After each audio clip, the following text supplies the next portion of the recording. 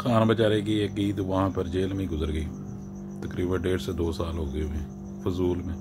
अच्छा, वो मुकाबले में कह देते हैं कि जी हमारा नहीं, हम भी जेल में रहे हैं। और यार तुमने तो जुर्म किया था, तुम तो कन्विक्टेड थे। तुम्हें तो ये जो तुम ड्रामेबाजी करते हो, ये फ्राई पैन, ये वो ये तो वैसे भी ड्रामे करते हो, लेकिन इससे वर्स्ट सजाएं तुम्हें मिलनी चाहिए थी। तुम तो चोर और डाकू हो। तुमने तो 70-75 जोंके हैं वो चिमड़ी हुई हैं ये मुल्क के साथ। वो एक बंदे ने कुछ किया ही नहीं है, उसने, उसका कसूर ही कोई नहीं है। उसका कसूर जस्ट ये, बल्कि इस मुल्क को दिया ही दिया है जो कुछ दिया है उसने। क्या क्या नहीं दिया यार इस मुल्क को। शोर मेरा नहीं ख्याल कि यार थोड़ा बहुत भी जो समझदार बंदा हो, थोड़ा बहुत भी पढ़ा लिखा हो, तो वो उसका, मेरा ख्याल है हर बंदा उसका एहसान मानेगा। क्योंकि वो वाहद बंदा है इमरान खान, बेसिकली वो है ही, मतलब हर बंदे को उसने बंदे ने छोड़ दिया यार। हमें क्या पता था यार, हम लोगों क्या बिरयानी की 2-2 1-1 प्लेटों आधी आधी प्लेटों पे बिकने वाले हम। हमें नहीं पता होता था कि क्या ये अपने ड्रामेबाजी, वो पहले एक पार्टी ड्रामेबाजी करती थी, फिर दूसरी पार्टी ड्रामेबाजी करती थी। इसी तरह इनकी मौजें लगी हुई थी।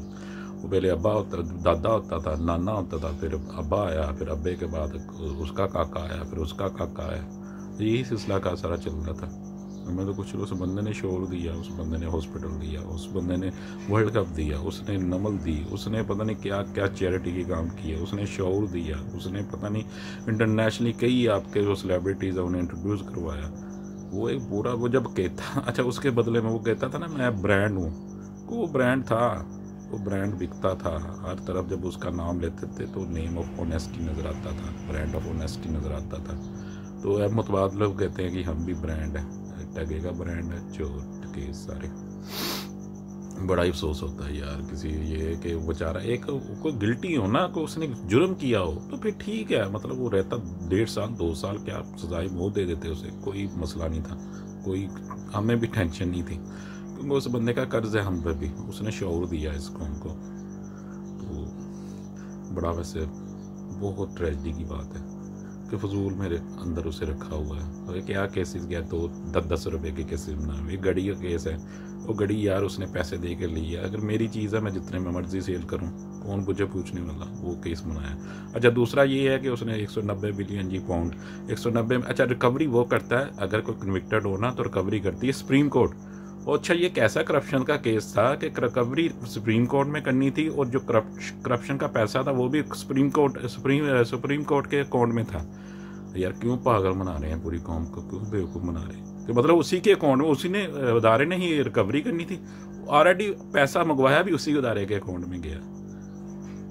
तो ये वो भी जस्ट इसलिए कि वो जो सारा वो जब लगना था उसे केस वगैरह करना था उस मतलब इलीगल पैसे का, तो उस पर पैसा लगना था, तो वो एक म्यूचुअल अंडरस्टैंडिंग के तहत उन्होंने एक सुप्रीम कोर्ट के अकाउंट में पैसा मंगवा लिया। वो तीसरा इद्दत था, इद्दत का केस होता ही औरत पर डिपेंड करता है। वो ठीक है थे मौलाना तारक में 1500 सालों में कभी इद्दत का केस डिस्कस ही नहीं हुआ, तो एक ये बनाया हुआ वो फजूल में 2-2 10-10 रुपये का, 10 रुपये वाला भी नहीं यार, ये टगे के केसेस भी नहीं है यार फजूल। ये इस बात की टेंशन होती है। और यकीन करें हमें थोड़ा बहुत शौर है, हमें पता है कि उस बंदे का वो क्या किस कैलिबर का बंदा था। वो यार एक वाकई में ब्रांड था, दुनिया में ब्रांड था एक बंदा वो हमें पता है। अब सबसे ज़्यादा गिल्टी फील, अब लोग कहते हैं पता नहीं ये यार ये वो कैसे रह गया, 1.5 साल कैसे रह गया, 2 साल कैसे रह गया, कोई कुछ कहता कि वो उसने रह लेना था, वो ईमान वाला बंदा है, वो अपने दोस्त के साथ रह रहा है और आराम से गुजर जाता है। वो यार 70-72 में जो इस किस्म के ईमान वाले बंदे होते हैं ना, जो वो तो वैसे ही वो जंगलों में निकल जाते हैं इबादत के लिए, कुरान पाक पढ़ने के लिए, ठीक है ना, वो एक तन्हाई अपनी लाने के लिए कि उसकी इबादत में खलल ना हो। तो वो तो उसे तो अपॉर्चुनिटी मिली, उसने तो रह लेना है, उसने सारी ज़िंदगी रहना, उसने कर लिया जो इस कौम के लिए करना था। 70-72 साल क्या है, कुछ भी नहीं, वो सुकून में होगा अंदर। लेकिन मसला ये है, मसला इशू हमारा है, मतलब हम क्या, हमारे लिए जो उस बंदे का, हमें पता ना उस बंदे का एक एक मिनट बहुत इंपॉर्टेंट था। वो किस तरह वो टेक ऑफ कर रहा था मुल्क को। अब तक उसने किया होना था ग्रास रूट लेवल, वो माइक्रो लेवल पर चेंजिंग ला रहा था, अभी तक वो मैक्रो लेवल पर छोटे छोटे। अब स्टार्टिंग में उसने बड़ी बड़ी मतलब उसने रिस्क लिए, बड़े बड़े चेंजिंग की, और अब वो लोकल बॉडी की तरफ आ रहा था। उसने ग्रास रूट लेवल पर इसकी चेंजिंग शुरू हो जानी। जो पटवारी जिसका हमारा माइंड सेट है कि जी मोहल्ले लेवल पर सड़कें सीधी करवानी है, गटर सही करवाने, उस लेवल पर भी अभी तक पहुँच जाना था। क्योंकि इकॉनमी काफ़ी हद तक ठीक हो जानी थी, तकरीबन 6% तो GDP थी, हो गई थी ऑलमोस्ट, और 2-2 बिलियन डॉलर।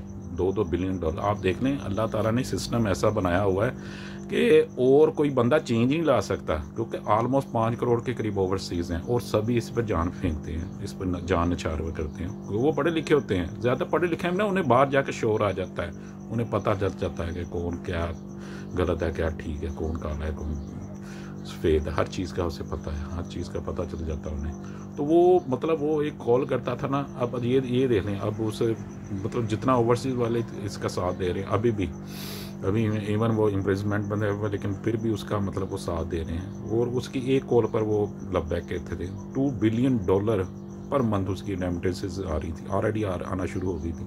तो अब तक तो बात कहाँ थी, कहाँ पहुँच जानी थी। तो अब ये इन्होंने वही सिस्टम चला दिया हुआ सारा कि जी मांगो तंग अपने बंदे दो, अपने अड्डे दो, अपने बंदे मारो, पठानों को मारो, इधर मारो, उधर मारो, पंजाबियों को मारो, जो व्हाट्सोएवर जहाँ पता है उन्हें मारते जाओ। बाकी तो चंदा लेते जाओ, उनके रिवार्ड, उनके पालशियाँ करते रहो। तो रिवार्ड के तौर पर डॉलर थोड़ा बहुत फेंक देते हैं हमें कमीनों के साथ के समेटे हुए।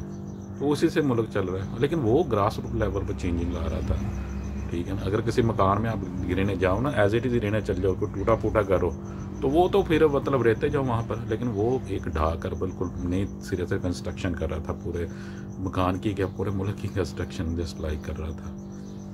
तो वो अब तो ये मुल्क वैसे ही चल रहा है, ये इधर उधर से खड़ो पड़ो, मांगो फड़ो, दे दो, अड्डे दे दो, ये कर लो, वो कर लो, नीचे लग के रहो। इंडिया के साथ भी अपना नीचे लग के रहो, उनके खिलाफ भी कोई बात नहीं करनी, कश्मीर का इशू नहीं उठाना। यार क्या बात थी उस बंदे की, मानना यकीन करें। वो UNO में मतलब वो जब बाहर जाकर मिलता था ना, वो वहाँ बोल रहा होता था, हमारा सर बिल्कुल स्टैंड अप हुआ होता था, हमारा सीना है बिल्कुल, क्या बात है, हम सीना अकड़ के चलते थे कि यार वो बोल रहा है, शेर बंदा बाहर बोल रहा है। उसे क्या उसकी नेगोशिएशन होती थी उस बंदे की, यार क्या उसकी इंग्लिश थी यार। इन्हें तो पर्ची वाले ये बंदे लोग हैं, इन्हें 2 लफ्ज़ नहीं ज़्यादा बोलने। ये क्या बैठ के किसी मुल्क की नेगोशिएशन के बारे में, किसी भी इशू के बारे में नेगोशिएशन करेंगे। उसकी क्या इंग्लिश थी यार, वो क्या आंखों में आंखें डाल के। इवन आपकी वो प्रेस कॉन्फ्रेंस देख लें ट्रंप के साथ, वो नर्वस लग रहा था, खान बिल्कुल टांग पर टांग रखे हुए, बॉडी लैंग्वेज, वो वहाँ बैठा होता था, बोलता था, हमारा सर यहाँ फ़ख्र से बुलंद होता था। और ये कटबूसी है, ये क्या यार, ये जाते हैं बाहर, यकीन करें, ये फिरते हैं, मिलते हैं, इन्हें पर्चियाँ पकड़ी होती हैं छोटी छोटी, वो वहाँ बाहर कर रहे होते हैं, हमें यहाँ शर्मिंदी हो रही होती है कि यार ये हमारे कायद हैं, ये हमारा मुझे लीड कर रहा है पूरी दुनिया में। तो ये आप देख लें, यकीन करें, ये जो हुई थी कॉन्फ्रेंस हुई थी, आई थिंक अज़रबैजान में या तुर्कमानिस्तान में हुई थी। रशियन प्रेसिडेंट था जो पुतिन, उसने सारा टाइम इसके इमरान खान के साथ ही गुजारा। इवन आप देखें फर्स्ट रो में स्टैंड है वो, ठीक है ना, आपने देखी होगी तस्वीर। तो मोदी बिल्कुल साइड आउट हुआ, वो बड़े उसे बड़े अजीब से तरीके से देखे, यार ये क्या कर रहा है। इवन वो बड़ा क्लोजेस्ट फ्रेंड है पुतिन और मोदी, मतलब इनके कंट्रीज आपस में, लेकिन उसका सारा टाइम इसके साथ था, इमरान खान के साथ। तो वो आप जितना मतलब एक होता है ना, मतलब ये इसने जो किया था वहाँ पर विजिट किया था, और बहुत ही क्रूशल मोमेंट पर सभी ने, मतलब यूक्रेन का जो इशू हुआ था, जो लीडर ही इसका स्टैंड ले सकता है। इवन अमेरिका लगा हुआ था, कोई नहीं जा सकता, कोई उनके साथ रिलेशन नहीं रख सकता। उसने उसी वक्त वो स्टैंड लिया कि जाके मिल के आया उसे। और अब पुतिन ने 1 घंटा होता जो टाइम था, वो तकरीबन 2 घंटे डबल टाइम में मिला उसे, ठीक है ना। तो उसने मना भी लिया उसे कि हम पेट्रोल लेंगे आपसे, ऑयल लेंगे, वो सस्ते दामों लेंगे हम, तो उसने मना लिया था। ये नेगोशिएशन पावर होती है, उसकी पर्सनैलिटी थी, वो ऑलरेडी एक सेलिब्रिटी है दुनिया में। उसे चाहे कहते रहे वो एक्सट्रीमिस्ट है, ये वो ऐसे, दुनिया मानती ही नहीं उसकी बात की। उसकी बात दुनिया मानती नहीं है किसी की कि वो एक्सट्रीमिस्ट हो ही नहीं सकता। यार वो दुनिया का नंबर 1 मतलब प्लेयर है, सबसे ज़्यादा reputation as a cricketer, as a captain उस बंदे की है। उन्हें पता है, उनके सारा हर बचपन से लेकर अब तक उस बंदे को देख रहे हैं। वो कैसे इवन अगर कोई नया यहाँ बंदा से उठे उसे कहें ये एक्सट्रीमिस्ट है तो वो क्वेश्चन आउट हो जाता है। लेकिन ये इसके बारे में दुनिया ही मानती, क्योंकि आरआईटी सेलिब्रिटी थे, उससे तो मिलने के लिए लोग तड़पते थे। इवन आप मलेशिया में जैसे महातिर मोहम्मद की जो वाइफ थी वो तरस रही थी यार कि मैं आपसे हैंडशेक कर सकती हैं। तो ये वो ट्रम्प के साथ वो तो उसकी फर्स्ट लेडी के साथ बिल्कुल ऐसे ही मिल रहे थे जैसे वो ये सेलिब्रिटी, और वो आरआईटी सेलिब्रिटी थी, वो माशाल्लाह सेलिब्रिटी था।